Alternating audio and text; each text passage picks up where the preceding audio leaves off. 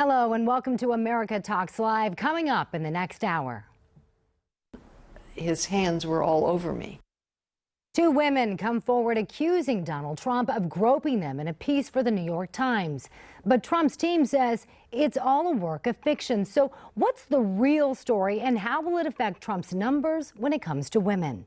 Plus, two conflicting stories from two former Miss Arizonans. Did the Donald walk in on contestants while they were in their dressing rooms? One says that never happened. She did a big number on Catholics, horrible number on Catholics. And WikiLeaks' drip, drip, drip of Hillary Clinton's emails caused more headaches for her campaign. Now the latest leak may have even more Catholic voters seeing red. All that and more coming up right here on America Talks Live.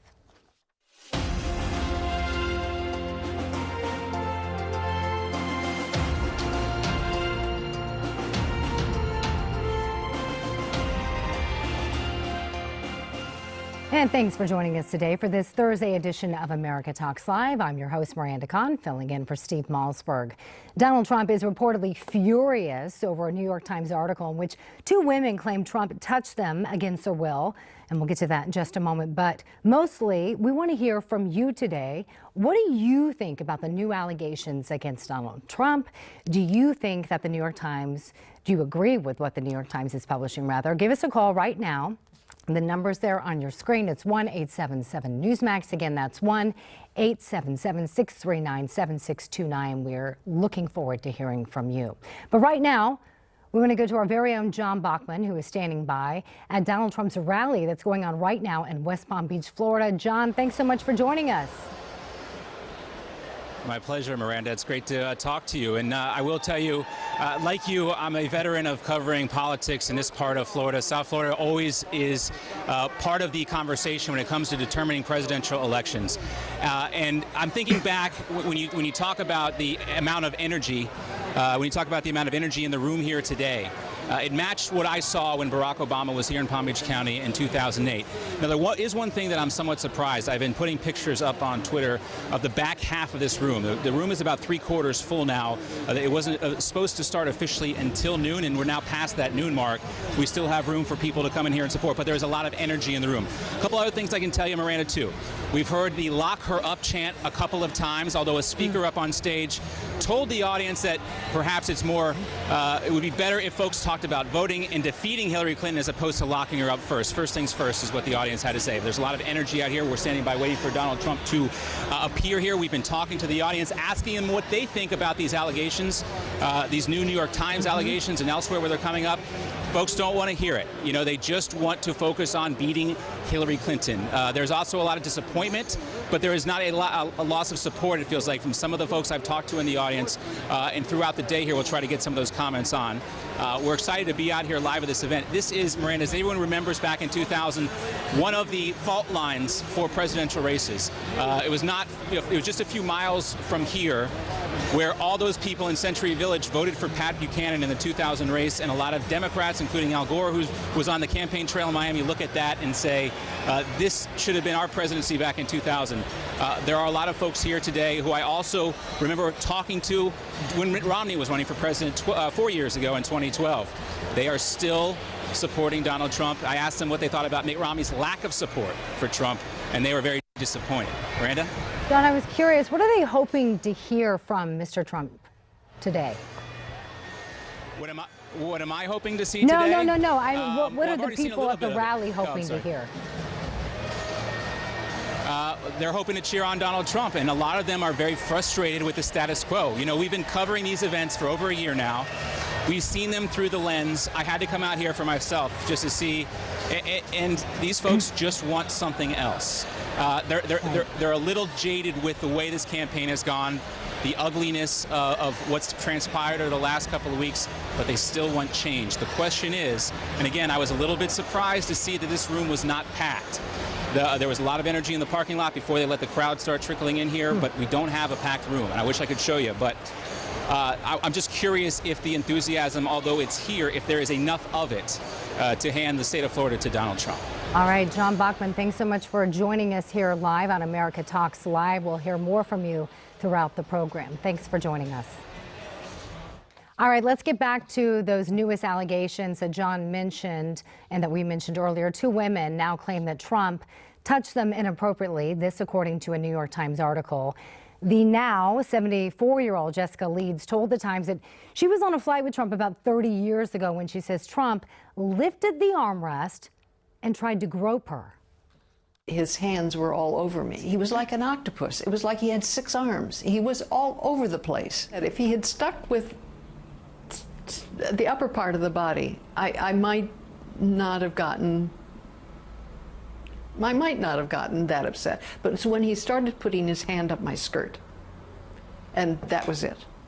Meanwhile, the second alleged victim, Rachel Crooks, claims that in 2005, when she was 22 years old, that she was working for a real estate investment company in Trump Tower when she says she ran into Trump outside an elevator and introduced herself, and she says that's when Trump began kissing her. Now, for much more on this, we want to welcome in today's guest. Joining us now is Andrea Kaye, the host of the Andrea Kaye Show, a national political talk radio show. She's also a GOP strategist, and Peter Morici, widely published economist and professor at the University of Maryland Smith School of Business and former chief economist at the U.S. International Trade Commission. Thank you both for joining us here on America Talks Live. Thanks for having me. Nice to be with you. So let's talk about the latest allegations against Trump and this New York Times article. He is now threatening a big lawsuit against the paper. Trump's lawyer sent the Times this harsh letter calling the Times piece, quote, reckless, defamatory, and libelous. I want to get your reaction, Andrea. Let's start with you.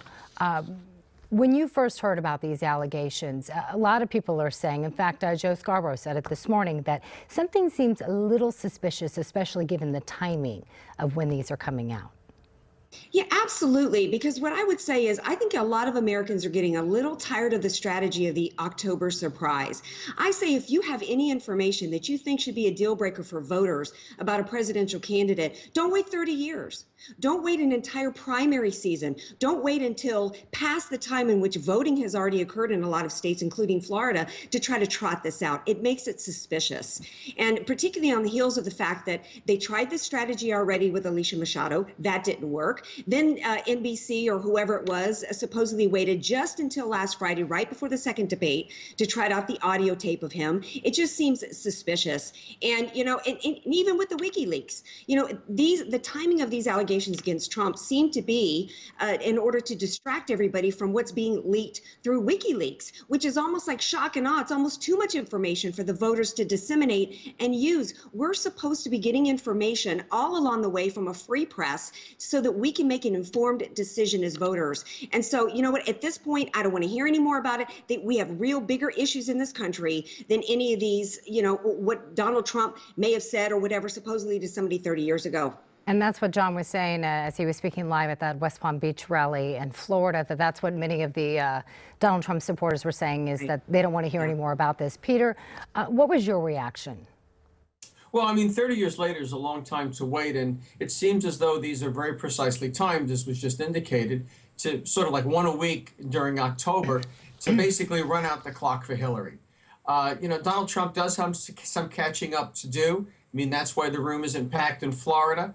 And I think importantly, there's a tendency for middle-aged women to believe these accusations. I mean, women of my generation just seem to have a view that men are up to no good. And Hillary mines that very effectively.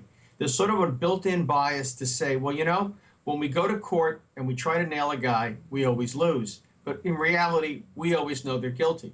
I think it's rather hollow for Donald Trump to threaten to sue the New York Times. I don't think he'll get very far in either disproving what they've said, because it's hard to disprove the negative, or coming up with some kind of loss that he has suffered, because any jury would say, well, he would have probably lost the election anyway.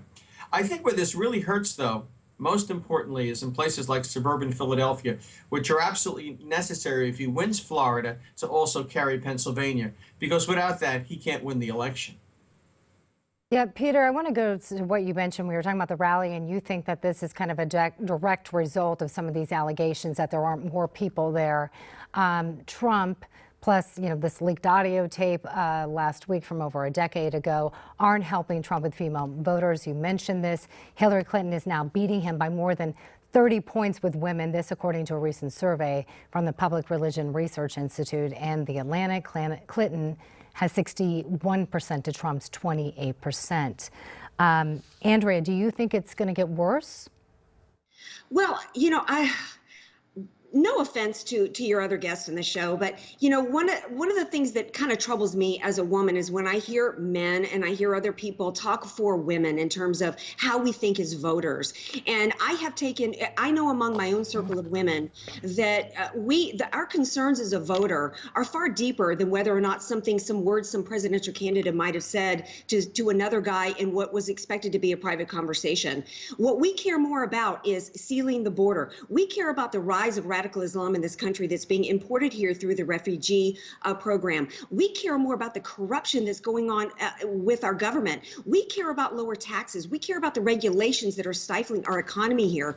I have not talked to one woman who feels impacted whatsoever or thinks that her vote, and I have friends all across the political spectrum, I have not one woman, whether it was from the age of 19 up to in their 60s, who is going to vote for or against Donald Trump on the basis of this. I think it's a false narrative. Right. I think a lot of women, as a woman, I think a lot of women agree with you. You were talking about several issues. One of the issues that's on the minds of many voters right now, the economy. While Trump's campaign appears to be in a free fall, HSBC warns that the stock market could do the same thing. In a note to clients, Morici, the head of the technical analysis for HSBC, warns he's on red alert for a stock market crash. Last month, Gunn said that the market moves look very similar to those just before the 1987 crash. Citi's Tom Fitzpatrick is saying the same thing. We only have a few seconds, Peter, but I want you to react to that. Well, I'm sorry that you asked me about women. I can only answer the questions you ask me and read the polls. And I think your guest should read my columns before she takes off with a baseball bat at my head. But regarding the stock market, I think it is fair to say that a Clinton victory would be more stable for the stock market than a Trump victory, simply because he represents change. But longer term, a Trump victory would be better for the economy than for the stock market, because his policies would be more conducive to growth. And there you have it. Thank you both, Andrea and Peter. Thank you so much for joining us here on America Talks Live. We still want to hear from you. The phone number to call is 1-877-NEWSMAX. Tell us what you think about some of the topics that we're discussing. We'll be right back.